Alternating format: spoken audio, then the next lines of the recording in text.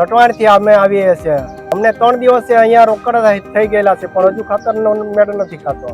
અમે 7 વાગ્યાના આવેલા છે અહીંયા. આજે ખાતર નહીં મળે. 7 વાગ્યાના બીજા આવેલા છે એકવાર, પણ અમે 2 વાગ્યાના અહીંયા આવેલો છું. ત્યારે ખાતર માટે 2-3 ધક્કા ખાધા છે, પણ ખાતર મળતું નથી.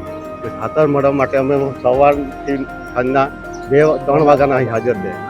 રાતના 3 વાગ્યાના હાજર છે. અને આધાર કાર્ડ મૂકેલા છે જથ્થામાં 3 વાગે આવે તો ખાતર મળે એવું છે. ખાતર નહીં મળે તો અમને ખાલી હાથે જવું પડે એવી પરિસ્થિતિ છે. જથ્થો મળતો નથી. અમને દિવસનો જથ્થો વિતરણ ખરા ને એ લોકો કેટલું મંગાવે એના પર આધારે. એ લોકો જથ્થો પૂરતો મંગાવે તો આપણે બધા ખેડૂતને પહોંચી વળાય. 400-500 ગુણ આવે એક ટ્રકમાં, એમાંથી તો 1000-2000 માણસો અહીં હાજર રહેતા છે. ખાતર પૂરતું મળતું નથી.